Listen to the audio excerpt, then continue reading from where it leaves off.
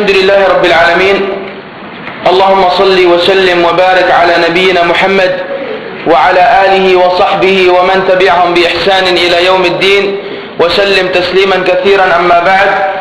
All praise is due to Allah, and we ask Allah subhanahu wa ta'ala to exalt the mention and grant peace to the Prophet Muhammad sallallahu alaihi wasallam, to his companions, and each and every one who follows them on their righteous path until the day of judgment. Brothers and sisters in Islam, since Allah subhanahu wa ta'ala decreed that establishing worship to Him can only be manifest or can only manifest through trials and tests, establishing worship to Allah can only manifest through trials and tests. It was inevitable that in these trials and tests there will be elements of facilitation and elements of deprivation.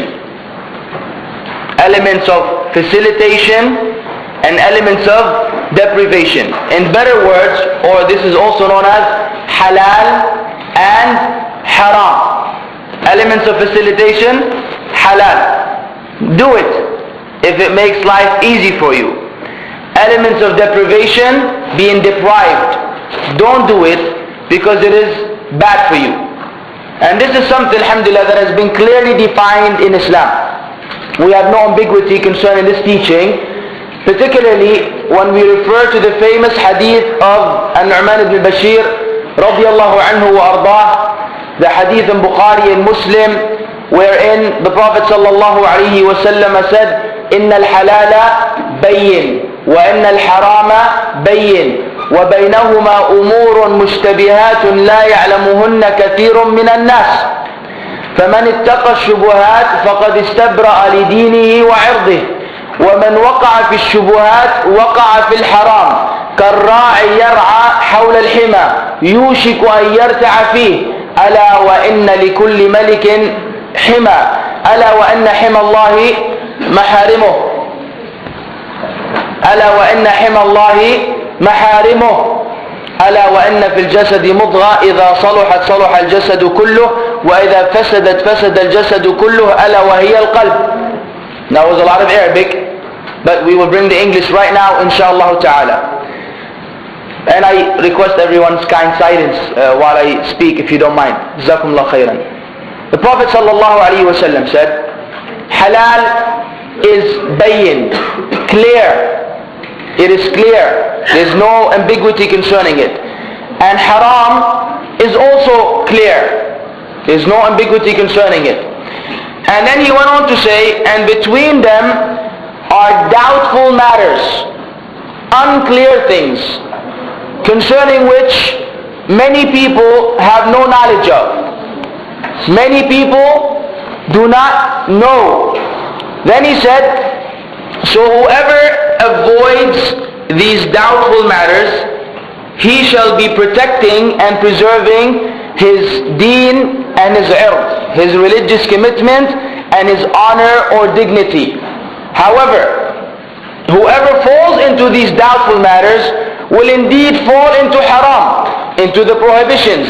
Then he sallallahu alaihi wasallam struck one of the best examples in the world, after the examples that Allah Azza wa Jal struck in the Quran, wherein he said, it is just like a shepherd who's trying to pasture his flock, his sheep, around a sanctuary, something that doesn't belong to him, someone else's farm, and he's got his sheep with him, and he's trying to pasture them in an area which, he really shouldn't be in. Furthermore, he said, يُوشِكُ أَنْ يَرْتَعَ فِيهِ. He's just about, it is inevitable that one of these sheep will eventually consume unlawful grass or whatever food they will be eating. Then he said alayhi salatu salam, verily every king has a sanctuary, and Allah's sanctuary is his prohibitions. Allah's sanctuary is his prohibitions. Then he said, verily in the heart, in the body, there's a piece of flesh. If it is sound, then the whole body will be sound. If it is corrupt, then the whole body will be corrupt. And it is the heart. Wonderful. Now, What do we learn from this hadith? A lot. What can we deal with tonight?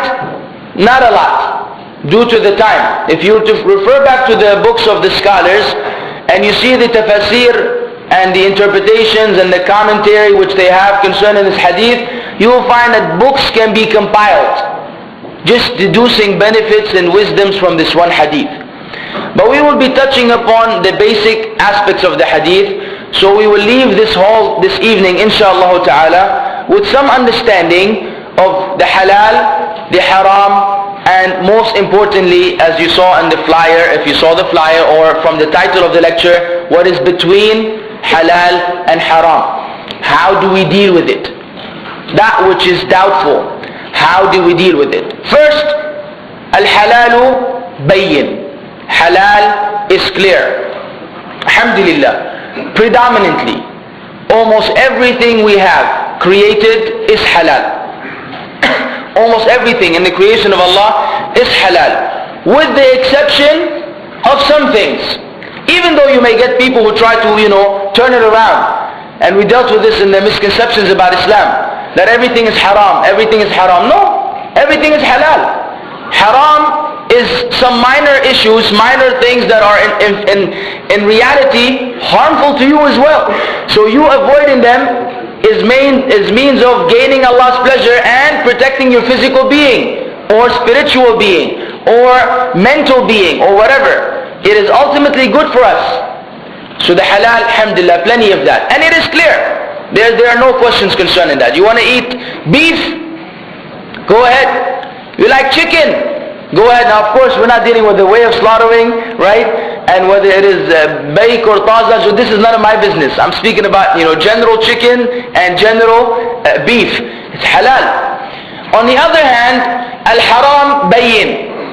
Can anyone say that wine is okay? Is there any doubt concerning the impermissibility of wine?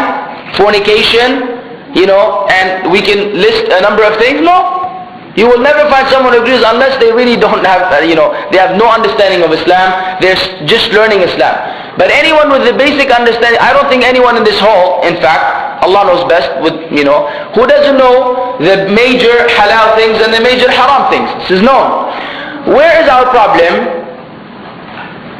In between. And you may be thinking, like what? Right? What are the things that are doubtful? How do I know things that are doubtful? Well, if we were to lay down the foundations and see how come we have doubtful things, then it would be easy to identify some examples. I will tell you, the first reason why we may have an undoubtful matter is the uncertainty of the authenticity of the evidence. Let me repeat. The uncertainty, we're not sure, of the authenticity, is it sound, is it authentic, of the evidence. Is this evidence sound? Usually this is in the area of what? Hadith. Because there's no such thing in the Quran. Everything is authentic.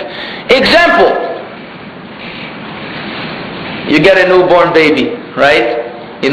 Cute little thing. You've been waiting for him for 9 months or maybe more, and finally after this long wait, here he comes. And everybody's excited. We want to do the sunnah. We want to implement the sunnah. What, brother? What is the sunnah? What is the sunnah concerning newborn babies? At the last minute, you get the phone calls. What do I do? Do I call the adhan in the right ear and the iqamah in the left ear? Did you hear that one before? Who did it? MashaAllah. Anyone? No one did it besides the brother who's had children here? Okay, be honest. Malish, I will ruin your party soon. But until then, let's see some hands.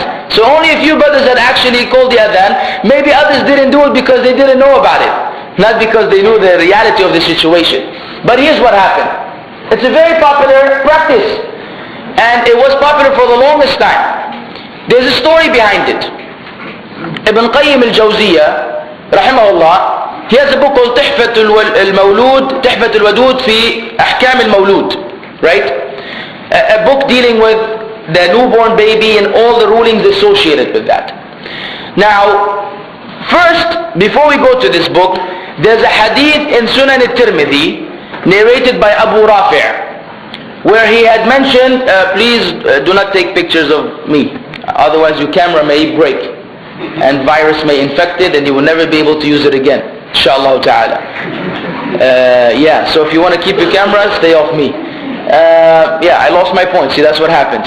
Right, so the hadith is Abu Rafi', right?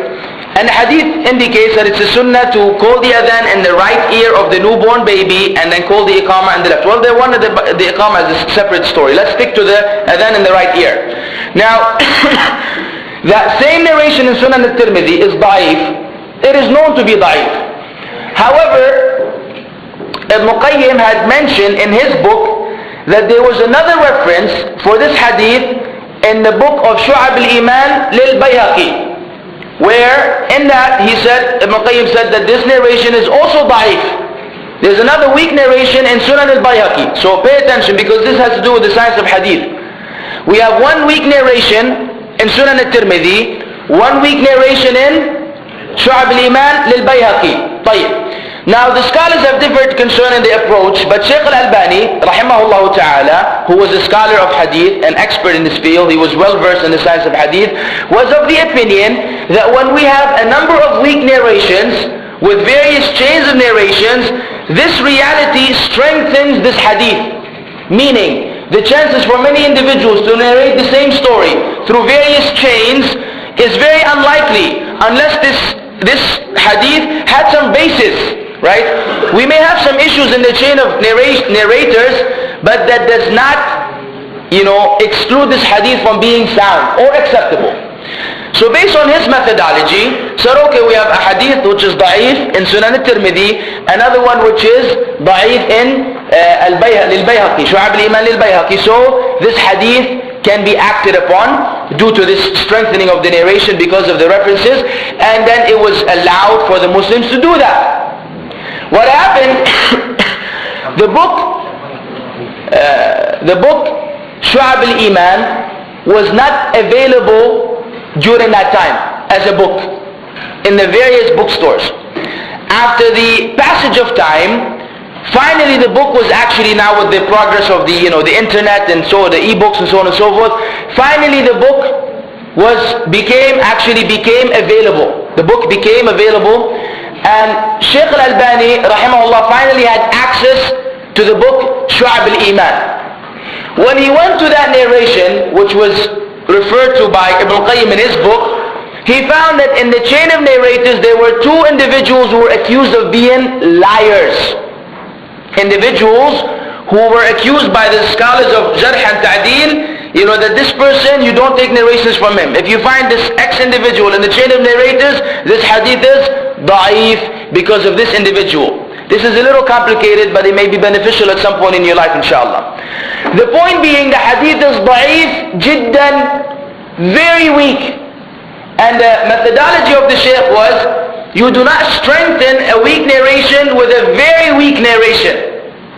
So when he finally realized that Ibn Qayyim rahimahullah had given the wrong ruling by calling it da'if, whereas it should have been da'if jiddan, he realized that this hadith now cannot hold any water.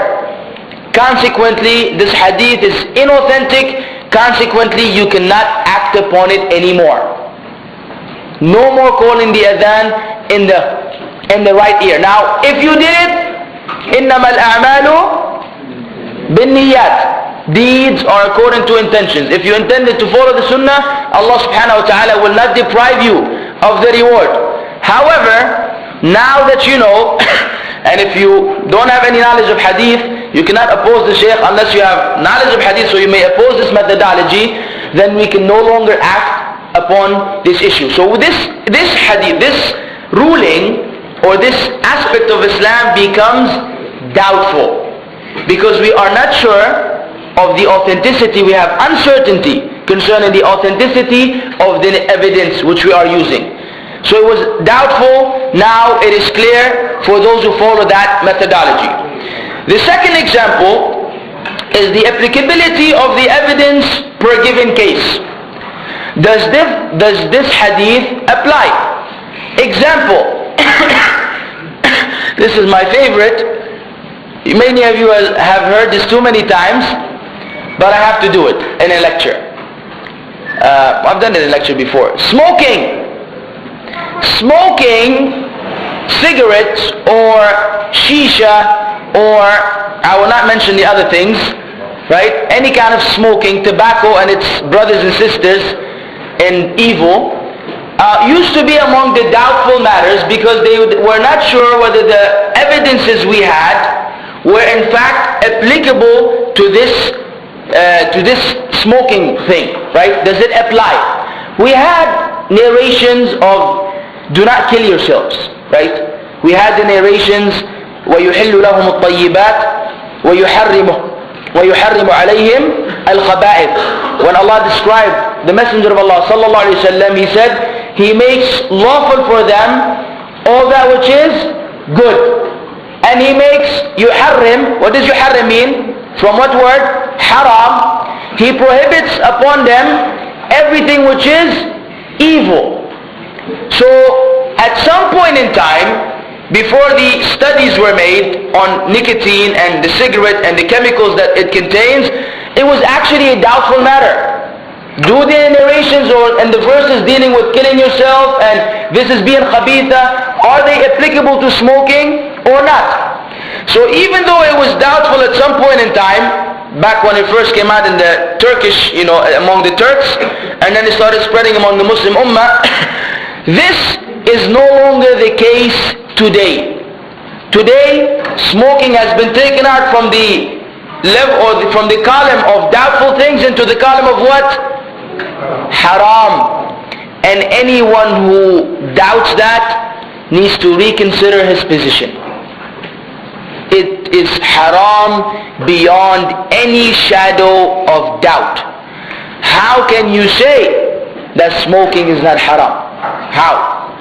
If we were to look at it from a number of aspects, because we need to remove this doubt. It's a doubtful matter and we need to remove it and take it from between halal and haram into haram. So no one who smokes here, or no one who knows anyone who smokes, will ever entertain this act of smoking, whether for yourself or for your loved ones.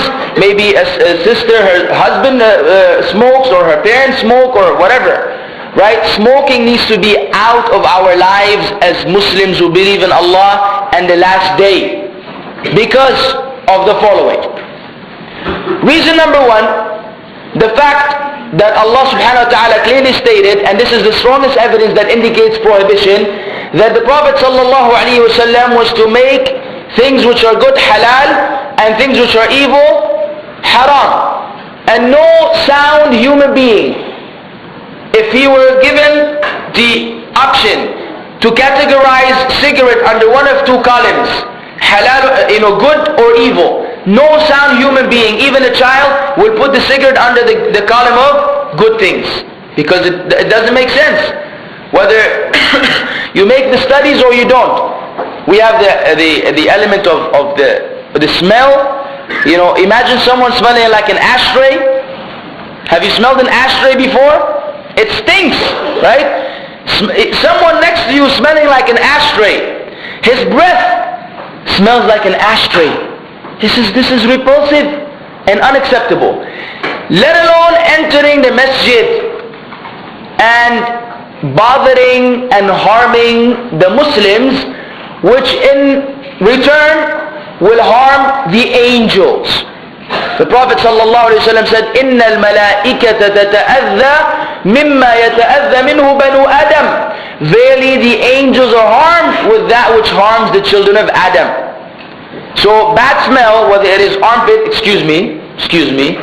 armpit or socks or feet or shoes or sweat, anything which generates a foul odor is unallowed for a Muslim, particularly in the house of Allah subhanahu wa ta'ala. So harming the believers is not a joke. Allah says in the Quran, وَالَّذِينَ يُؤْذُونَ الْمُؤْمِنِينَ وَالْمُؤْمِنَاتِ بِغَيْرِ مَا اكْتَسَبُوا فَقَدْ احْتَمَلُوا بُهْتَانًا وَإِثْمًا مُبِينًا. Verily those who harm and annoy the believing men and women undeservedly, they don't deserve it. They will bear the crime of slander and clear sin. You have the right to breathe fresh air. Allah created the fresh air for us to breathe. For someone to contaminate this air with this pollution, this is a form of air pollution, and make it in such a way where you are forced to smoke with a smoker through secondhand smoking is a calamity. The smoker is in fact making everyone around him smoke along with him without them wishing to do so. You don't want to smoke. So how would you understand this then if they were to go into a restaurant where there's meat and various kinds of foods, and this person, is just smoking as if he's living alone on this earth, and the smoke travels in air, it winds up going into the food, going into the bread, going into everything, and when you go buy a hamburger, you bought a smoking hamburger. It has been smoked up with smoke, with the various people who have been smoking, let alone the manager of the place who's there all the time smoking, or the employees. This is big haram. Is this doubtful to anyone? Subhanallah. Killing yourself. Is it allowed for any Muslim to kill himself? Do we commit suicide? Do we get sick of life, say, khalas, I can't deal with it anymore, I'm out? Put the rope, hang the rope in the house and hang yourself? No. Prophet ﷺ said, whoever does this, he will continue to kill himself on the day of judgment, in Jahannam, forever. That's the threat. Somebody shoots himself, he'll be shooting himself over and over and over again. Someone throws himself from the top of a mountain, from a building, similarly. So you have Muslims now who come all the way from some far country, and they want to die where? In Mecca or Medina. So he rents the highest room up in the hotel, and woo, Superman out the window, and Superman is dead on the floor. And wallah, I've died in Medina. La ya akhi. No one will do here. No one will do this here. But I've read this in the newspapers. People wanting to die in this sacred land, so they come and commit suicide here. We say this defeats the purpose. So killing oneself is not allowed. Okay, this is a glass of water. Now, if I were to put a whole glass of poison and drink it, is this halal? Does anyone have any doubt? Inevitably it's haram. But let's do it the other way. If I say, check it out guys, I'm not going to kill myself just instantaneously. How about I do this? According to doctors, if I consume 2 milliliters of poison, I will die. So I will put a glass of water and I will put, let's say 3 milliliters. I put 1 milliliter today. And this coming lecture, inshallah, this coming Monday, FYI, titled Errors in Connection, I will take another 1 milliliter. And on the third one, I will take the third, and then I will die on the last, lecture, which will fall on a Monday, after having consumed the 3 milliliters of poison. Does that make it halal? It is still what? Suicide. So we have quick, suicide and long-term suicide. Now, have you ever purchased a product in your life that said on it, be careful, I have poison, you will probably get cancer and die, and you buy it afterwards? Imagine, you go with your children to the supermarket and there's a chocolate bar that says, contains chemicals, and whatever, gasoline. If you drink, if you eat too many of these, your children will die. Would you buy it for your son? No way. Because advertising necessitates that they lie. The only company in the world that doesn't lie when it comes to the product are the cigarette companies. They tell you clearly. And a Muslim will go afterwards and buy this? Pay fulus, which we've been working hours for, hard working hours, day and night. We have family back home who need the money, who if you gave them this 4 or 5 riyals, they may eat with it for a week. We find some Muslims, may Allah rectify our condition in theirs, use it to buy cigarettes. So now they're wasting money in something which is haram. What is the point? Smoking is haram. Anyone who says it is doubtful has no knowledge of this matter, and you don't listen to him. I gave you the evidences. They are convincing, as you can see. Consequently, my brothers and sisters in Islam, we cannot smoke and we cannot let anyone around us smoke as well. We must enjoin what is good and forbid what is evil. There's no compromising in this element of our deen. We have not been favored as a nation except because of this quality.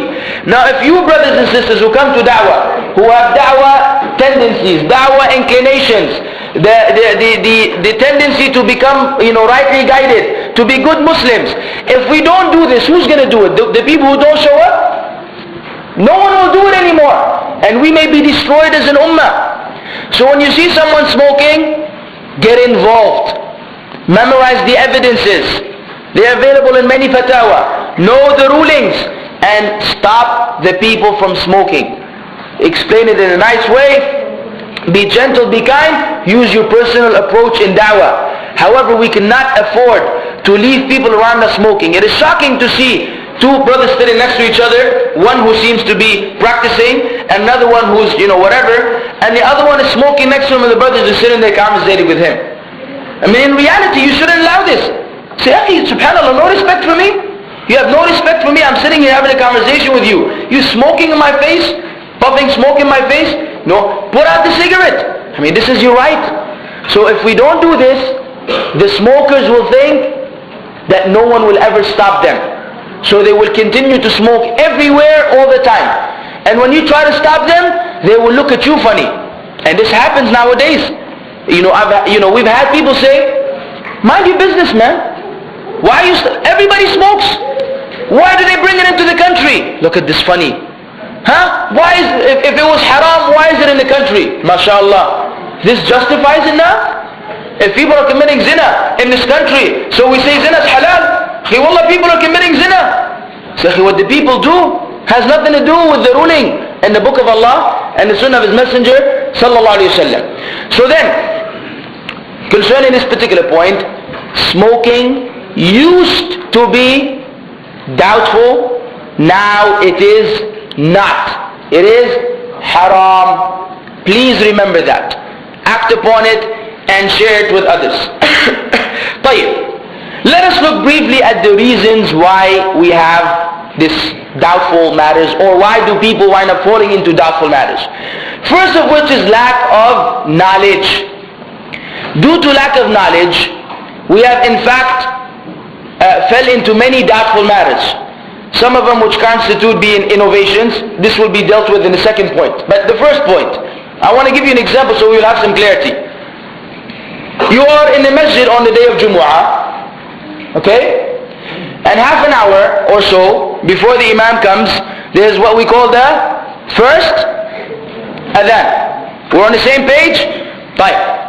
The mu'adhin calls the adhan and you're sitting there, repeating after him, getting the sunnah in and whatever, in terms of the dua. When he's done, what do? He finished. He got 40 minutes, something like that, until the imam comes and the second adhan is called. The first adhan is done. What do you do in the meantime? Read Quran. Anything else? I'm sorry? Make dua. Anything else? Nawafil? How many? 4. I'm not going to look at the speaker as so it will be more neutral. Yeah, I'm shocked that was not the first suggestion. Pray the 4 rak'at sunnah, right? Is this a sunnah? It is not a sunnah. Why is it not a sunnah? Because at the time of the Prophet sallallahu alaihi wasallam, they had only one adhan. So he would come in, immediately go to the mimbar, get on the mimbar, say assalamu alaikum wa rahmatullahi wa barakatuh. He sallallahu alaihi wasallam will then sit down, the muadhin will call the adhan, and then immediately afterwards the khutbah will begin. There was no second adhan. When did that come in? In the khilaf of Uthman radiallahu anhu. Uthman is which khalifa among the khulafa?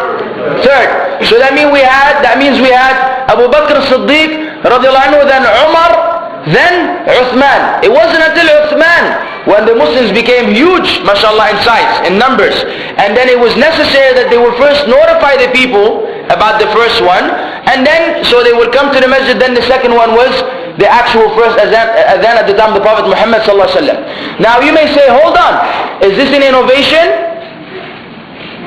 Is Uthman innovating into the deen radiallahu anhu arda? No. Why? What's the evidence? What's the evidence? عليكم بسنتي وسنة الخلفاء الراشدين المهديين. The Prophet ﷺ clearly told us, upon you is my sunnah and the sunnah of the rightly guided khulafa. Uthman radiallahu anhu was from the rightly guided khulafa. His sunnah, then whatever he saw fit during that time, is actually from the sunnah of the Prophet Muhammad sallallahu alaihi wasallam. Unless it opposed something that he alayhi salam did, then yes, the Sahaba may be on a position other than that of Prophet ﷺ, because the information was not conveyed to them, or for whatever other reason. So then, the reality is, my brothers and sisters in Islam, and this is strictly for the brothers, there's no sunnah before or after the first adhan on the day of Jumu'ah. What the Sahaba used to do, they would go early to the masjid, unlike us today. Today, if you go to any masjid, with no exception, usually around the time the imam is there are only a few rows.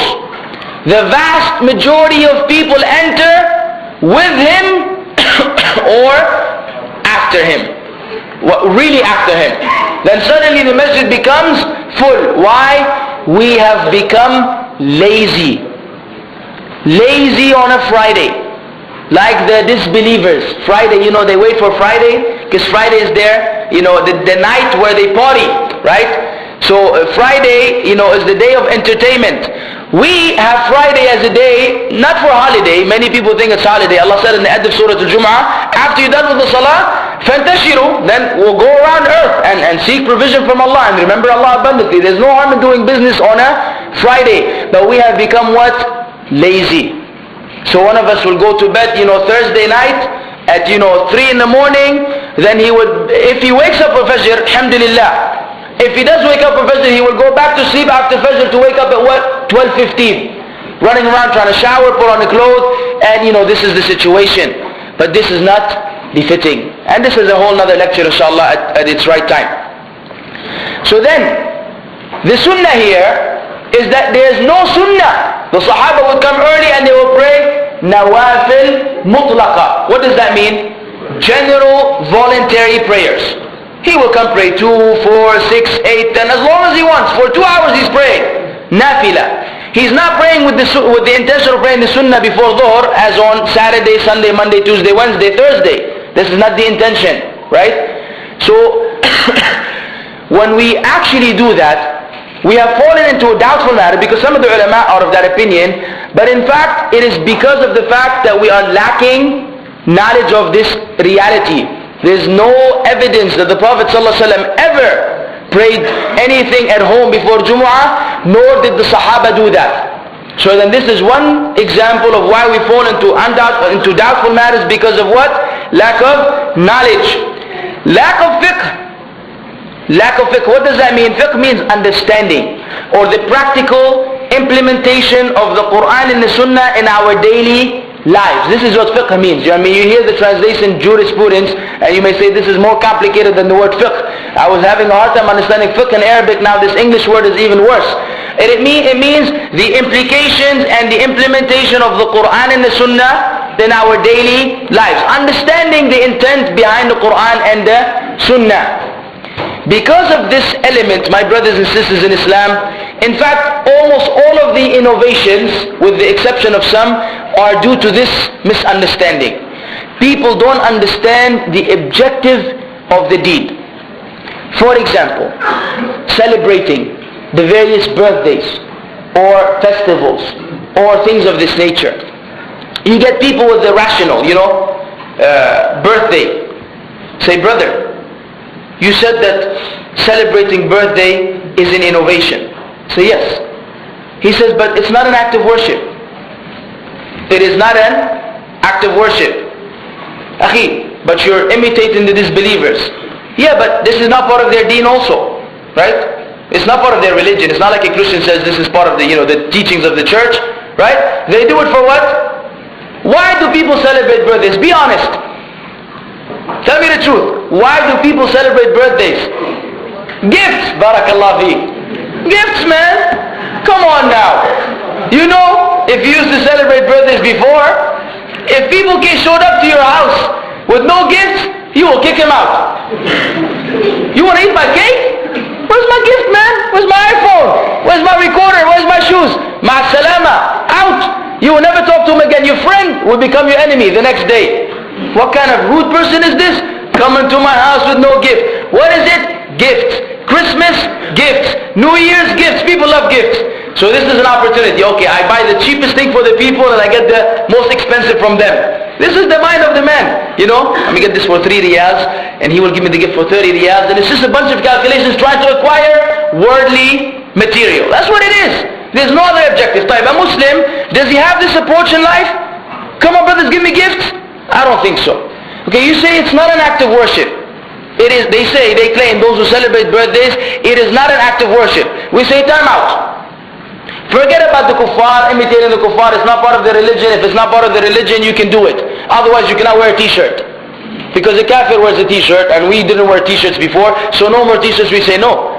This is not specific to their religion. It's a matter which there's room in it. ما في مشكلة. So then how do you refute that? We say, okay, when you gather the people to your house and you're saying it's not an act of worship, what is your intent? What is the purpose behind choosing that day where you were born to have a good time, to enjoy yourself? They will tell you without a doubt, so I could be thankful to Allah. He gave me another year of life, right? He gave me another year of life to live, to prosper. Say, okay, when you praise Allah, is it an act of worship or not? Praising Allah, alhamdulillah, is an act of worship or not?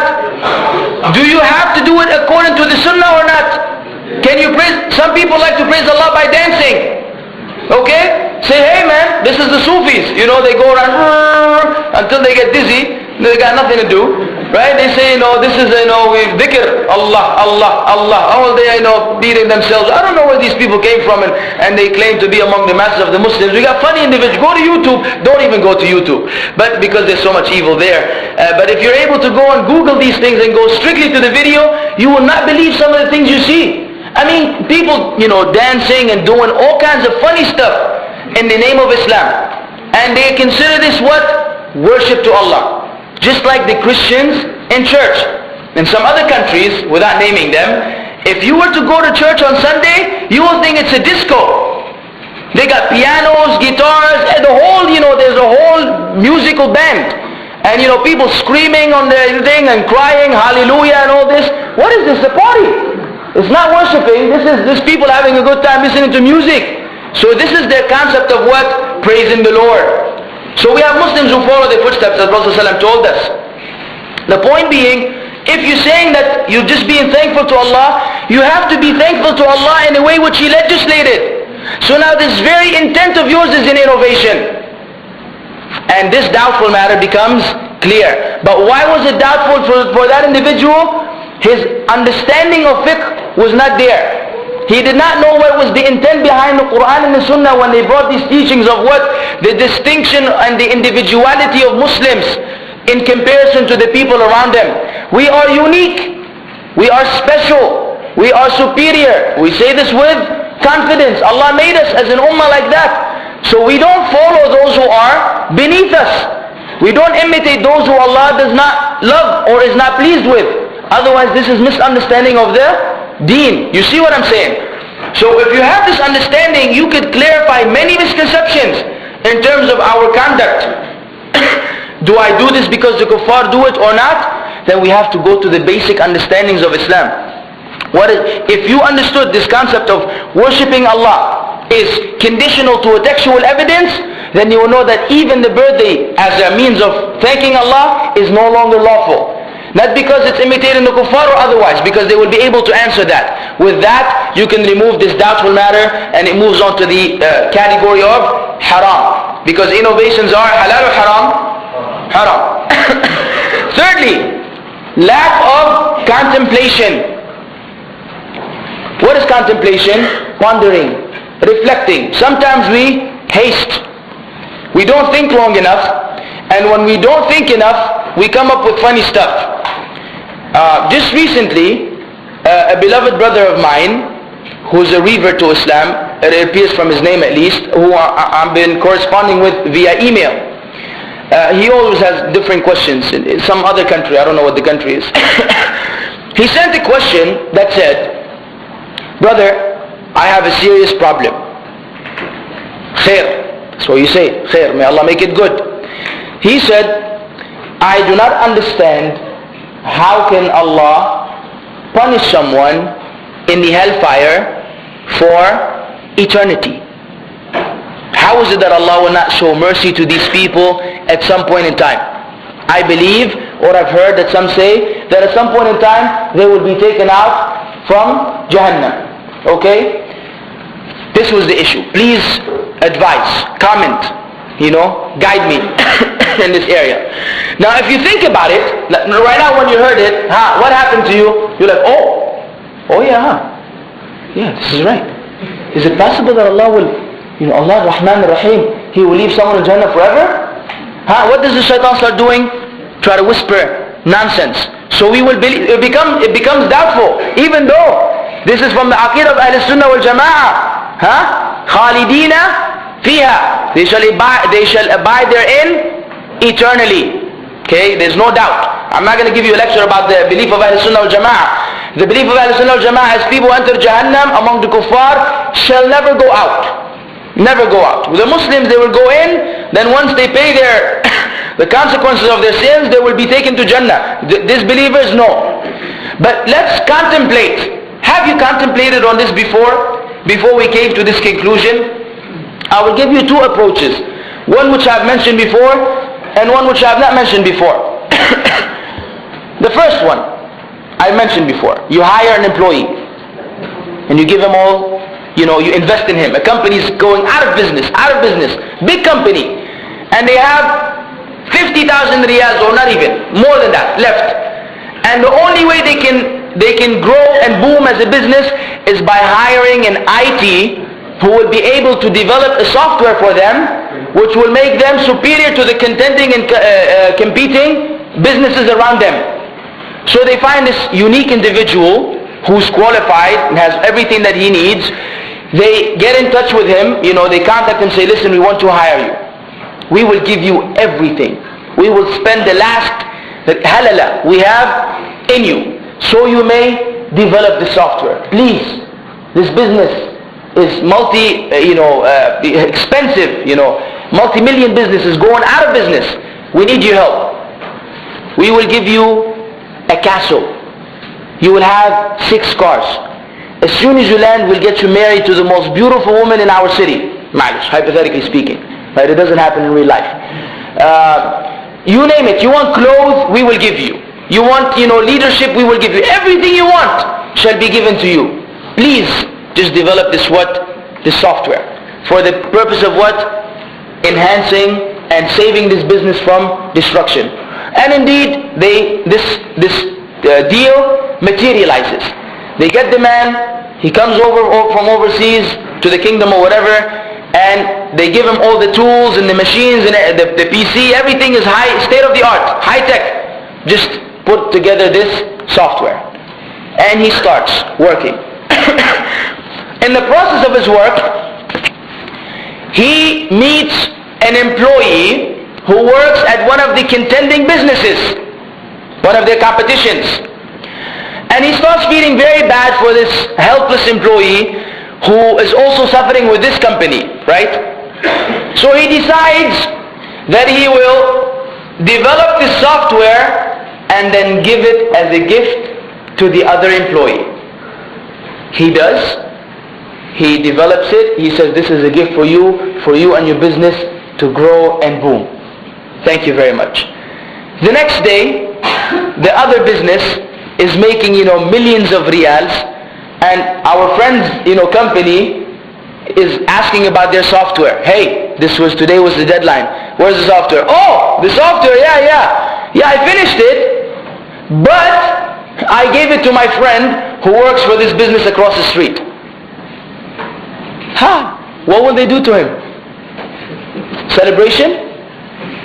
Let's have a party. Oh, great news, man. Thanks. What will they do to him? Now, of course, if the manager had a shotgun, you know, it would be right then and there, right? Somebody would shoot him. But worst case scenario, if they didn't shoot him because they don't want to go to jail, this person will be persecuted in the worst ways possible. They will try to damage him, damage his family, destroy his career, destroy his life. And if they were able to keep him in prison until he dies, they will not give him any mercy. They will say, he deserves it. Why? You've utilized our bounties and you had given them, you served someone else. If this is the case with a human being, company, and some fulus, then what about the condition of the son of Adam with his Lord? Allah created him, gave him life, sustenance. In fact, every breath that this person breathed was by the will of Allah. He has no control of it. He made sure his mother loved him enough to nurse him and be patient with him. Otherwise, all infants will be thrown out the window from the first day. If women had no patience, after a few hours of crying, maybe somebody would open the window and throw away the baby. I don't need to deal with this anymore.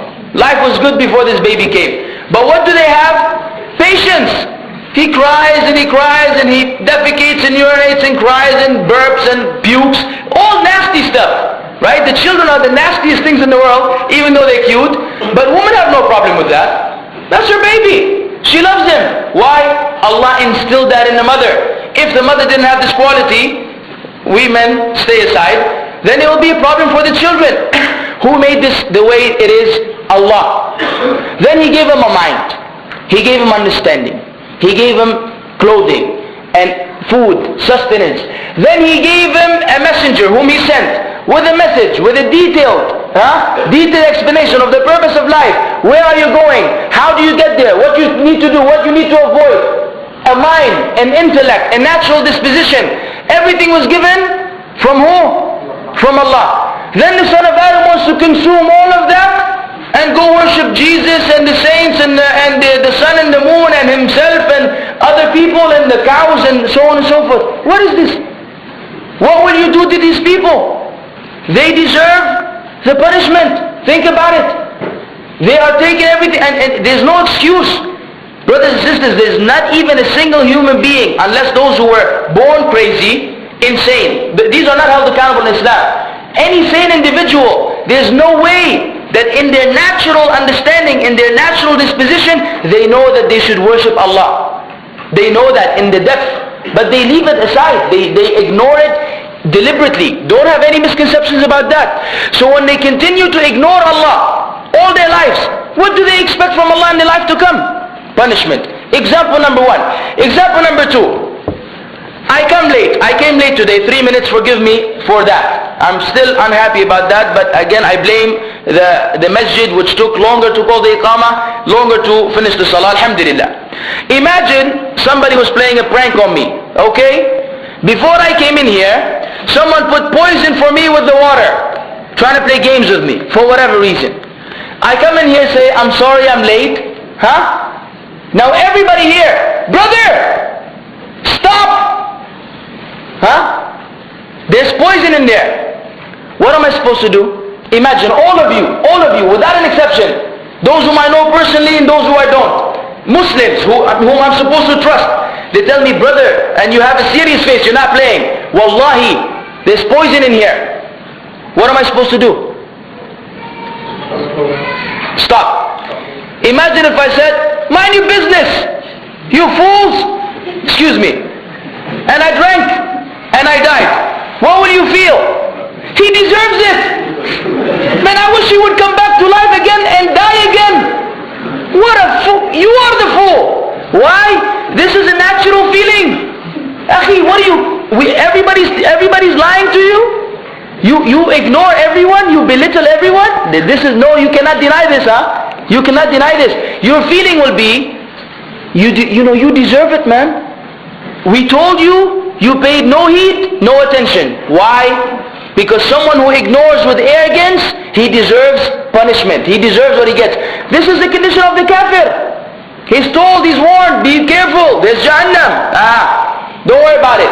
Mind your business. I know what I'm doing. I know what I believe. This is the same. The other one is worse than this one. The other one is worse than this one, because this is a matter of the dunya, the other one is a matter of faith, which Allah had instilled in the children of Adam. We were born believers. Right or wrong? We were born upon the fitrah. So if you were to contemplate, it will no longer be very shocking to you that these believers will be burning eternally, because really they deserve it. So then we come across doubtful things because of what? Lack of contemplation or pondering. The last is ill intentions. People, a'udhu billah, they see the element of fearing Allah in the lives of some of the Muslims is actually missing. It's missing. So you find that we know that this is doubtful, but because of our ill intentions, our wicked, intents, we wind up ignoring the fact that we know it is doubtful, and we deliberately engage and partake in this particular thing, knowing that the Prophet ﷺ said that whoever falls into the doubtful things will wind up falling into haram. The nature of the son of Adam. Once you start playing with the doubtful things, your soul, your nafs will start calling you into that which is impermissible. So we will eventually fall into the impermissible and we will be destroyed. So when we have ill intentions, we will know that something is doubtful, but we will not care. And you come across this every day. People that tell you, I know, but when you look into the affairs, we will find that we are not implementing the knowledge which we have. We know that I know I'm not supposed to do this, but I can't stop doing it. So this was the last, and I will give you no example concerning that. So let us say at the end, the wisdom behind these doubtful matters. You may say, why did Allah subhanahu wa ta'ala make these doubtful things exist in our lives? Why did Allah make them exist in our lives? They are making things complicated. No. In fact, this is means of testing. Furthermore, this is how we distinguish the people of knowledge from those who don't know. Because you find that the people of knowledge, the scholars, and those who are scholars, not anyone here, they will actually go into the depth of these matters, so they may clarify for the Muslims the halal from the haram. Had everything been clear, like as they say, black and white, and there was no gray, then it would be very easy. But testing is actually in the gray area. When you know something is wrong, khalas, when you do it, you're blameworthy, right? When you know something is right and you don't do it, you're blameworthy. But when it's gray, here's where you are being tested with your desires, the whispers of the shaitan, and you having wara'. What is wara'? Cautiousness. Being cautious. Listen, I know this may be okay, but let me leave it alone for the sake of Allah subhanahu wa ta'ala. Let me leave it alone in order not to fall into that which is doubtful. So with this, the people of knowledge become appreciated among the Muslims, because they are our reference when it comes to areas which we ourselves cannot identify because of the variations in the teachings of Islam. So this is from the wisdom of Allah subhanahu wa ta'ala, because the most honorable status is the people of knowledge, is that of the people of knowledge. يَرْفَعِ اللَّهُ الَّذِينَ آمَنُوا مِنْكُمْ وَالَّذِينَ أُوتُوا الْعِلْمَ دَرَجَاتٍ. Allah raises in degrees those who believe amongst you and those who were given knowledge. Allah raises them in degrees. So the alim becomes superior or supersedes the other one through his knowledge of these intricate details of Islam and being knowledgeable of the doubtful matters in Islam. So when he presents them to the people, they are no longer doubtful. So when we come to the area of smoking, for example, you may hear it from a number of individuals and you may not be convinced. When you hear it from a scholar, who breaks it down with the evidences, it's no longer doubtful. So this is important. Now the scholar becomes virtuous in the sight of Allah subhanahu wa ta'ala. And last but not least, what we need to understand, excuse me, brothers and sisters in Islam, is really the purpose of life. When we know why we were created, we will have the proper approach concerning every single doubtful matter in Islam. If we knew that Allah Azza wa Jal has made this life a fitna. وَنَبْلُوكُمْ بِالشَّرِّ وَالْخَيْرِ fitna, and we will test you with evil and good as a trial. When we know that, and we strictly avoid the evil and the doubtful, and we enjoin and act upon the good, then we are in fact guaranteeing ourselves a place in paradise in the life to come. Guarantee bi-idhnillah Azza wa Jal, because Allah will not place someone in Jahannam who has striven in his life to be among the righteous. Allah will not punish someone who is striving in this dunya to enter Jannah. Whereas, if we don't have this right understanding, we will get the shaitan playing many games with us. And the biggest game he has is what? Allahu Ghafurun Rahim. Allah is all forgiving, most merciful. Ma'alish, I will do this. I know it's wrong, I will do it. I know it's doubtful, I will do it. But Allah is forgiving, Allah is most merciful. But brother and sister, Allah had already said in the Quran that Allah is Shadidul Iqab. He is also severe in punishment. نَبِّئْ عِبَادِي أَنِّي أَنَا الْغَفُورُ الرَّحِيمُ وَأَنَّ عَذَابِي هُوَ الْعَذَابُ الْأَلِيمُ. This is an amazing ayah in the Quran. Allah said to the Prophet Muhammad sallallahu alaihi wasallam, نَبِّئْ عِبَادِي, inform my slaves that I am the most forgiving and the most merciful. But the ayah continues, وَأَنَّ عَذَابِي, and that my punishment is the most severe punishment. Two sides of the coin. Don't only look at one. There's also severity in punishment. So we don't play around. We don't play around with something that will land us in Jahannam. Because at the end of the day, I will finish with these ayat. Allah says in the end of Surah Al-Nazi'at, فَإِذَا جَاءَتِ الطَّامَّةُ الْكُبْرَى يَوْمَ يَتَذَكَّرُ الْإِنسَانُ مَا سَعَى وَبُرِّزَتِ الْجَحِيمُ لِمَنْ يَرَى فَأَمَّا مَنْ طَغَى وآثر الحياة الدنيا فإن الجحيم هي المأوى. صلى الله العافية. وأما من خاف مقام ربه ونهى النفس عن الهوى فإن الجنة هي المأوى. This is the bottom line of everything. These few ayat, they summarize our lives in this life and our lives to come. Allah said, so when there comes to them the greatest catastrophe, which is the day of judgment, At-Tammatul Kubra, it covers everything because of its greatness and magnitude. يَوْمَ يَتَذَكَّرُ الْإِنسَانُ مَا سَعَى. On that day, the son of Adam shall remember what he was striving for in the dunya. Because all the deeds will be presented to us on our book of deeds. Then we are divided into one of two categories. As for the first, فَأَمَّا مَنْ طَغَى وَآثَرَ الْحَيَاةَ الدُّنْيَا. As for he who transgresses by falling into the haram and the doubtful, and following the desires and the whims and lusts, وَآثَرَ الْحَيَاةِ الدُّنْيَا, and he favored the life of this world. These are the two destructive qualities: transgressing against Allah's limitations and favoring the dunya over the akhirah. What will be the abode? The hellfire. On the other hand, the other kinds of people whom I'll ask Allah Azza wa Jalla to make me and you among them, as for those who fear standing before their Lord, they fear the day of judgment, that I will come with my book of deeds, and angels shall be presenting me and bringing me forth, dragging you in front of Allah, and Allah Azza wa Jalla will ask you and remind you, you did this on that day, you did this on that day, and everything will be presented to Allah. If we were to fear that day, then we would prepare for it right now. There'd be no playing around, there'd be no following desires.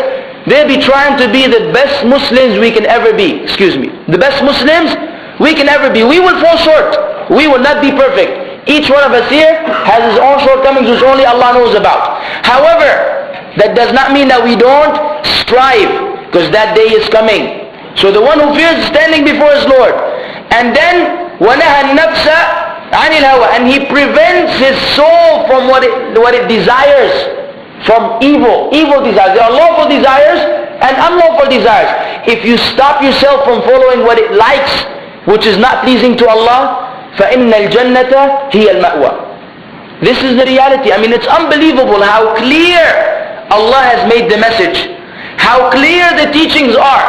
This is the simply, I mean, if you were to learn physics or mathematics or anything, it would be way more complicated, right? The triangles and then right angles, and forget it, man. Acute and this and that, this is a headache. This is simple stuff. Look, man, you don't transgress, you don't favor the life of the dunya. That's the first thing. These two things you need to leave alone. Two things you need to leave alone.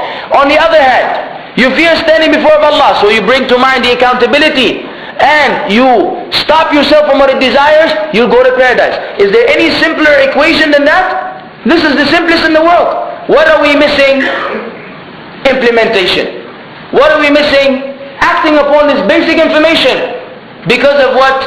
Our evil selves sometimes, the shaitan, along with that, and allowing ourselves to mix with people who don't fear Allah. All these are elements of destruction. We need to be in this life as what? Strangers. Try to be a Muslim who takes the deen seriously. When you do so, then you can only expect blessings from Allah. The happiest people on earth are the believers, not the Muslims. The believers among the Muslims who have the highest level of belief. These are the most honorable among the Muslims and the most content in terms of what Allah subhanahu wa ta'ala had revealed. So their hearts are open to Islam. Their hearts, فَمَنْ يُرِدِ اللَّهُ أَنْ يَهْدِيَهُ يَشْرَحْ صَدْرَهُ لِلْإِسْلَامِ. Whoever Allah wants to guide, He will open his chest to Islam. What does that mean? This applies to the kafir and to the believer. Meaning you love Islam. When you learn something new, you can't wait to put it into practice.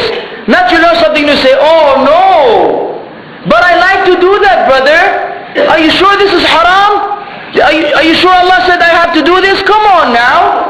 But I like this. I like that. No, this is Allah has not opened you just for Islam. The Sahaba, when any information was given to them, ala tul, they would put it into practice. They wouldn't ask, excuse me, Messenger of Allah, is this a sunnah or a wajib? Never. When he told them something, whether it is voluntary or obligatory, they acted upon it. Why? They loved Islam. They loved Allah. They loved to please Allah. They loved to imitate the Prophet Muhammad ﷺ. So they were the most successful people who ever walked upon this earth. And if we wish to follow their footsteps, then we need to have the same attitude. So I invite myself and you to this way of life, to this attitude, that of the successful individuals.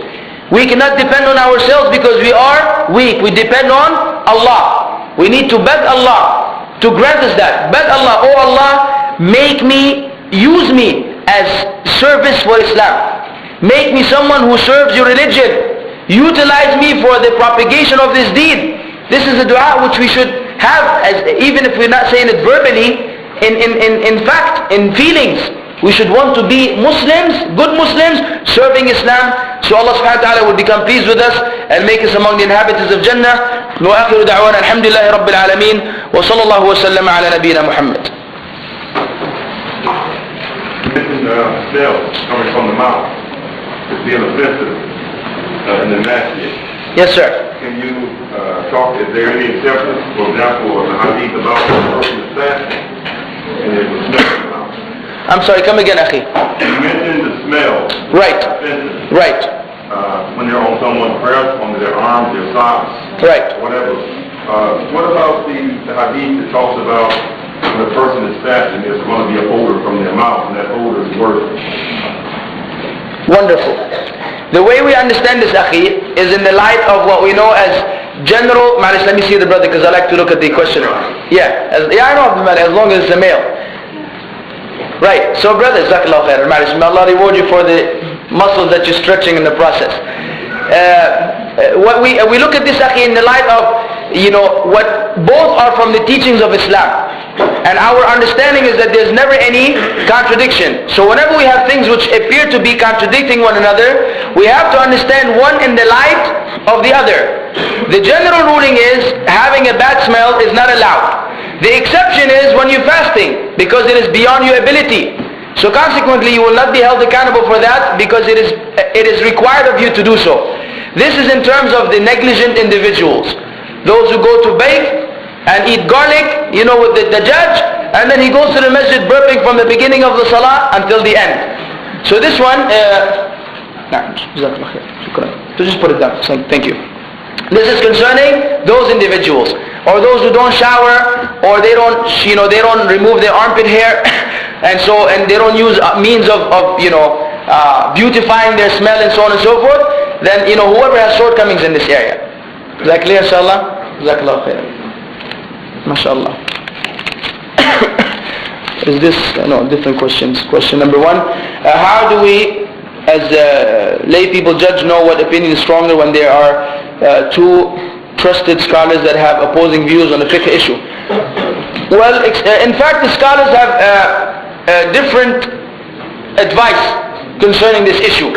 Some of them say you follow that which is safer, okay? That which is more safe, yani farther from impermissibility. Others say you follow the scholar who you trust more, who you think is more fearing of Allah.